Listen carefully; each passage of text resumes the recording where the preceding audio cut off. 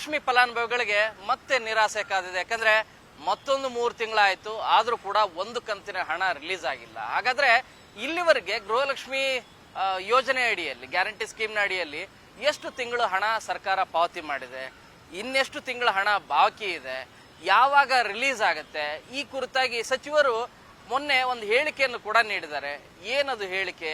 So ಈ ಕುರಿತಾದಂಥ complete detail ಈ ವಿಡಿಯೋದಲ್ಲಿದೆ. ಪೂರ್ತಿವರೆಗೆ ನೋಡಿದ್ರೆ ನಿಮಗೆ ಈ ಕುರಿತಾದಂಥ ಪ್ರಶ್ನೆಗಳಿಗೆ ಉತ್ತರ ಈ ವಿಡಿಯೋದಲ್ಲಿದೆ ಅಂತ ಹೇಳಿ ಭಾವಿಸ್ತೇನೆ. ಮೊದಲನೇದಾಗಿ ಗೃಹಲಕ್ಷ್ಮಿ ಸ್ಕೀಮ್ ನಡಿಯಲ್ಲಿ, ಗ್ಯಾರಂಟಿ ಸ್ಕೀಮ್ ನಡಿಯಲ್ಲಿ ಇಲ್ಲಿವರೆಗೆ ಬರೋಬ್ಬರಿ 22 ತಿಂಗಳು, ಆಲ್ಮೋಸ್ಟ್ 2 ವರ್ಷದ ಹತ್ರ ಆಗ್ತಾ ಇದೆ. 2 ವರ್ಷಕ್ಕೆ ಇನ್ನು 2 ತಿಂಗಳು ಮಾತ್ರ ಬಾಕಿ ಇರೋದು. ಡಿಸೆಂಬರ್ ತಿಂಗಳು ಕಳೆದ್ರೆ ಮೀನ್ಸ್ 24 ತಿಂಗಳಾಗತ್ತೆ.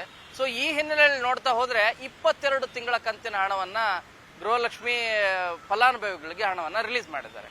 ಒಬ್ಬೊಬ್ಬರಿಗೆ ತಲಾ ಒಂದೊಂದು ತಿಂಗಳಿಗೆ 2,000 ರೂಪಾಯಿ ರೀತಿಯಾಗಿ 22 ತಿಂಗಳಿಗೆ ಬರೋಬ್ಬರಿ 44,000 ರೂಪಾಯಿ ಹಣ ರಿಲೀಸ್ ಮಾಡಿದ್ದೇವೆ ಅಂತೇಳಿ ಸರ್ಕಾರ ಹೇಳ್ತಾ ಇದೆ. ಸಚಿವರು ಕೂಡ ಈ ಬಗ್ಗೆ ಮಾಹಿತಿಯನ್ನು ಕೊಡ್ತಾ ಇದ್ದಾರೆ. ಆದ್ರೆ ಇಲ್ಲಿವರೆಗೂ ಎಷ್ಟು ತಿಂಗಳು ಆಗಿರೋದಂದ್ರೆ ಈಗಾಗಲೇ 23, 24 ಮತ್ತು 25ನೇ ಕಂತು, ಅಂದ್ರೆ ಈ ತಿಂಗಳಿದು 25ನೇ ತಿಂಗಳಿದು 2 ವರ್ಷ ಆಗಿ ಮತ್ತೊಂದು ತಿಂಗಳು ಕೂಡ ಆಗತ್ತೆ. ಆದ್ರೂ ಕೂಡ ಕಳೆದ 3 ತಿಂಗಳಿಂದ ಯಾವುದೇ ರೀತಿಯಾಗಿ ಹಣ ರಿಲೀಸ್ ಆಗಿಲ್ಲ. ಕೆಲ ಜಿಲ್ಲೆಗಳಿಗೆ 5 ತಿಂಗಳ ಕಂತಿನ ಹಣ ರಿಲೀಸ್ ಆಗಿಲ್ಲ ಅಂತ ಮಾಹಿತಿ ಇದೆ. ಸೊ ಸಚಿವರೇ ಹೇಳ್ತಿರುವ ಪ್ರಕಾರ ಏನಂದ್ರೆ ಸೆಪ್ಟೆಂಬರ್ ತಿಂಗಳ ಹಣ, ಅಂದ್ರೆ ನಿಮಗೆ ಸೆಪ್ಟೆಂಬರ್, ಅಕ್ಟೋಬರ್ ಮತ್ತು ಇದು ನವೆಂಬರ್, ಸೆಪ್ಟೆಂಬರ್ ತಿಂಗಳ ಕಂತಿನ ಹಣ ಈ ತಿಂಗಳು 28ರ ಒಳಗಡೆ ಬರುತ್ತೆ. ಆ ಹಣದ ಪ್ರೋಸೆಸ್ ಏನಿದೆ, ರಿಲೀಸ್ ಮಾಡುವಂತ ಕಾರ್ಯನೂ ಕೂಡ ಆಗಿದೆ ಅಂತ ಹೇಳಿ ಈಗ ಖುದ್ದು ಸಚಿವ ಲಕ್ಷ್ಮೀ ಹೆಬ್ಬಾಳ್ಕರ್ ಅವರೇ ಮಾಹಿತಿಯನ್ನು ನೀಡಿದ್ದಾರೆ. ಅಂದ್ರೆ ನಿಮಗೆ ಸೆಪ್ಟೆಂಬರ್ ತಿಂಗಳ ಕಂತಿನ ಹಣ ನವೆಂಬರ್ 28ರ ಒಳಗಡೆ ಬರುತ್ತೆ. ಇನ್ನು ಹಾಗಾದ್ರೆ ಸೆಪ್ಟೆಂಬರ್ ತಿಂಗಳದ ಈ ತಿಂಗಳಿಗೆ ಬರೋದಾದ್ರೆ ಇನ್ನು ಅಕ್ಟೋಬರ್ ತಿಂಗಳ ಹಣ ಯಾವಾಗ ಬರುತ್ತೆ ಅನ್ನೋಂಥ ಪ್ರಶ್ನೆನೂ ಕೂಡ ಸಹಜವಾಗಿ ಕಾಡುತ್ತೆ. ಆ ಪ್ರಶ್ನೆಗೆ ಉತ್ತರವನ್ನ ಸಚಿವರು ಹೇಳಿಲ್ಲ. ಇಲಾಖೆ ಅಧಿಕಾರಿಗಳನ್ನ ಕೇಳಿದಾಗ ಈ ಪ್ರೋಸೆಸ್ ಕಂಪ್ಲೀಟ್ ಆಗಬೇಕು, ಅಂದ್ರೆ ನಿಮಗೆ ಸೆಪ್ಟೆಂಬರ್ ತಿಂಗಳ ಕಂತಿನ ಹಣ ಏನಿದೆ ಆ ಪ್ರೋಸೆಸ್ ಕಂಪ್ಲೀಟ್ ಆಗಬೇಕು. ಈ ತಿಂಗಳ ಅಂತ್ಯದ ಒಳಗಡೆ ಆಗತ್ತೆ 1 ತಿಂಗಳ ಕಂತಿನ ಹಣ. ಸೊ ಅಕ್ಟೋಬರ್ ತಿಂಗಳು ಮತ್ತು ಈ ತಿಂಗಳು ನವೆಂಬರ್ ಏನಿದೆ, ಆ ನವೆಂಬರ್ ತಿಂಗಳದ್ದು ಇನ್ನು ದೂರದ ಮಾತಾಯ್ತು. ಅಕ್ಟೋಬರ್ ತಿಂಗಳ ಕಂತಿನ ಹಣ ಮುಂದಿನ ತಿಂಗಳು, ಅಂದ್ರೆ ಇದೆಲ್ಲ ಕಂಪ್ಲೀಟ್ ಆದ್ಮೇಲೆ ಫೈಲ್ ಪುಟ್ ಅಪ್ ಮಾಡ್ತಾರೆ ಆರ್ಥಿಕ ಇಲಾಖೆಗೆ. ಆರ್ಥಿಕ ಇಲಾಖೆಯಿಂದ ಹಣ ರಿಲೀಸ್ ಆಗಬೇಕು.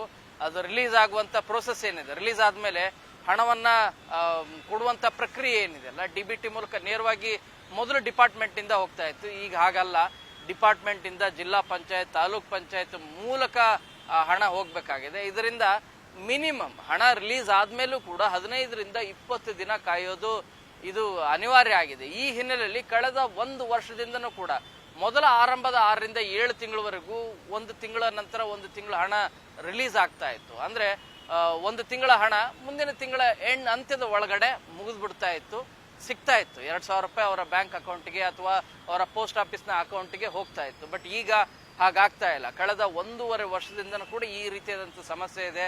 2 ತಿಂಗಳು 3 ತಿಂಗಳಾದ್ಮೇಲೆ 1 ಕಂತಿನ ಹಣ ಬರುತ್ತೆ. ಸೊ ಈ ರೀತಿಯಾದಂಥ ಪ್ರೊಸೆಸ್ಗೆ ಕಾರಣ ಏನು ಅನ್ನೋದನ್ನ ಈ ಹಿಂದಿನ ವಿಡಿಯೋಗಳಲ್ಲಿ ಸಾಕಷ್ಟು ಸಾರಿ ಹೇಳಿದ್ದೀನಿ. ಇನ್ನೂ ಒಂದು ಸಾರಿ ಬಹಳ ಬ್ರೀಫ್ ಆಗಿ ಹೇಳ್ಬಿಡ್ತೀನಿ.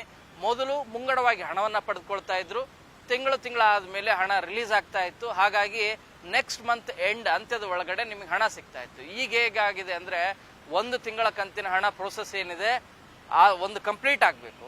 ಉದಾಹರಣೆಗೆ ಜನವರಿ ತಿಂಗಳಂತಂದ್ರೆ ಜನವರಿ ಕಂಪ್ಲೀಟ್ ಆಗಬೇಕು.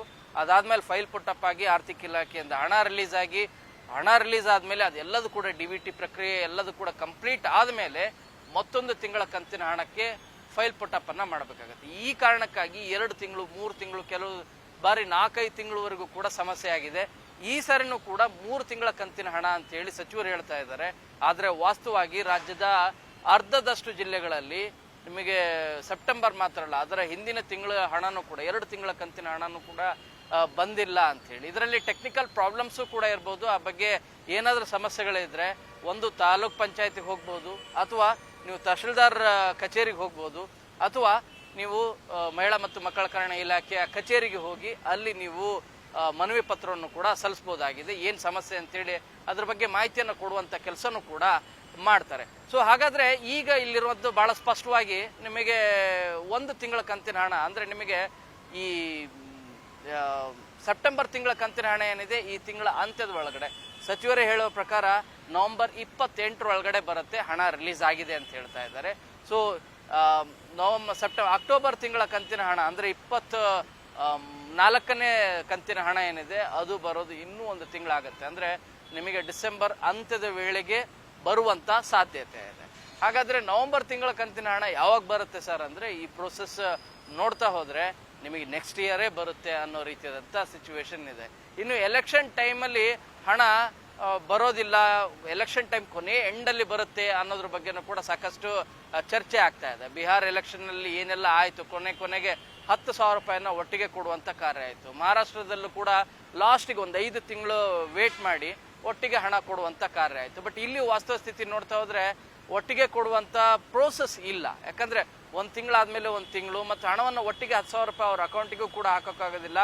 ಒಂದೊಂದು ದಿನ ತಡವಾಗಾದ್ರೂ ಕೂಡ ಹಾಕಬೇಕಾಗತ್ತೆ. ಅದು ಯಾಕಂದರೆ ಆ ರೀತಿ ಟೆಕ್ನಿಕಲಿ ಪ್ಲಾನ್ ಮಾಡ್ಕೊಂಡಿರೋದು. ಏನೇ ಆಗಲಿ ಗೃಹಲಕ್ಷ್ಮಿ ಸ್ಕೀಮ್ ಮೊದಲು ಹೇಳಿದಂತೆ ಏನಂದರೆ ಪ್ರತಿ ತಿಂಗಳು ಕೂಡ ಮನೆಯೊಡತಿಯರಿಗೆ ಗೃಹಲಕ್ಷ್ಮಿಯರಿಗೆ 2,000 ರೂಪಾಯಿ ಕೊಡ್ತೇವೆ ಅಂತ ಹೇಳಿದ್ರು. ಆದರೆ ಕೊಡ್ತಾ ಇದ್ದಾರೆ. ಆದರೆ 2 ತಿಂಗಳು 3 ತಿಂಗಳು ಬಿಟ್ಟು ಕೊಡ್ತಿರೋದು ಯಾಕೆ? ಪ್ರತಿ ತಿಂಗಳು ಕೂಡ ಕೊಡಿ ಅನ್ನೋದು ಗೃಹಲಕ್ಷ್ಮಿಯರ ಮನವಿ ಆಗಿದೆ. ಈ ಮನವಿಗೆ ಸರ್ಕಾರ ಹೋಗೊಡ್ಬೇಕಾಗಿದೆ. ಒಬ್ಬರಲ್ಲ ಇಬ್ಬರಲ್ಲ, ಬರೋಬ್ಬರಿ 1,27,00,000 ಫಲಾನುಭವಿಗಳಿದ್ದಾರೆ. ಆ ಫಲಾನುಭವಿಗಳಿಗೆ ಹಣ ಕೊಡುವಂಥ ಕಾರ್ಯ ತಡ ಆಗ್ತಿರೋದು ಯಾಕೆ? ತಡ ಮಾಡಬೇಡಿ, ಸಾಧ್ಯ ಆದಷ್ಟು ಕೊಡಿ. ಅದರಿಂದ ಡಿಪೆಂಡೆಂಟ್ ಆದವರು ಬಹಳ ಜನ ಇದ್ದಾರೆ, ಬೇರೆ ಬೇರೆ ಕಾರಣಗಳಿಗೆ, ಅವ್ರ ಮಕ್ಕಳ ಟ್ಯೂಷನ್ ಕಾರಣಕ್ಕಾಗಂತನೋ ಅಥವಾ ಅತ್ತೆ ಸೊಸೆಗೆ ಏನಾದರೂ ಸಾಧನಗಳನ್ನು ಕೊಡಿಸುವಂಥ ಕಾರ್ಯನೂ ಮಾಡ್ತಾ ಇದ್ದಾರೆ.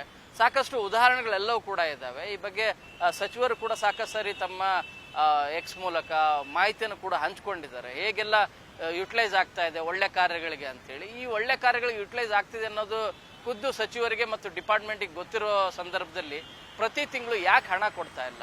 ಯಾಕೆ ಏನು ನಿಜವಾಗ್ಲೂ ಕೂಡ ರಾಜ್ಯ ಸರ್ಕಾರದ ಬೊಕ್ಕಸ ಖಾಲಿ ಆಗಿದೆ? CM ಸಿದ್ದರಾಮಯ್ಯ ನೋಡ್ತಾ ಹೋದರೆ ಅವ್ರು ಹೇಳ್ತಾ ಇರೋದು ಇಲ್ಲ, ಗ್ಯಾರಂಟಿ ಸ್ಕೀಮ್ಗಳಿಗಾಗಿ ಪ್ರತ್ಯೇಕವಾಗಿ ಹಣವನ್ನು ಮೀಸಲಿಟ್ಟಿದ್ದೇವೆ ಅಂತ ಹೇಳ್ತಾರೆ. ಹಾಗಾದರೆ ನೀವು ಕೊಡೋದೇ ಗ್ಯಾರಂಟಿ ಅನ್ನುವಂಥ ಟೈಮಲ್ಲಿ ಯಾಕೆ ಪ್ರತಿ ತಿಂಗಳು ಕೊಡ್ತಿಲ್ಲ ಅನ್ನುವಂಥ ಜನರ ಪ್ರಶ್ನೆಗೆ, ಗೃಹಲಕ್ಷ್ಮಿ ಫಲಾನುಭವಿಗಳ ಪ್ರಶ್ನೆಗೆ ಉತ್ತರ ಕೊಡಬೇಕಾಗತ್ತೆ.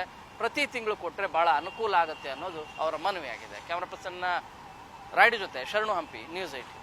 ನಿರ್ಭೀತ, ನಿಷ್ಪಕ್ಷಪಾತ, ವಿಶ್ವಾಸಾರ್ಹ ಸುದ್ದಿಗಳಿಗೆ ಹೆಸರಾಗಿರುವ ನ್ಯೂಸ್ 18 ಕನ್ನಡ ಈಗ ಆಪ್ನಲ್ಲೂ ಲಭ್ಯವಿದೆ.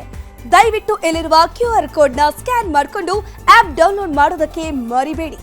ನಿಮ್ಮ ಬೆಂಬಲ ಹೀಗೆ ಸದಾ ನಮ್ಮೊಂದಿಗಿರಲಿ. ಧನ್ಯವಾದ.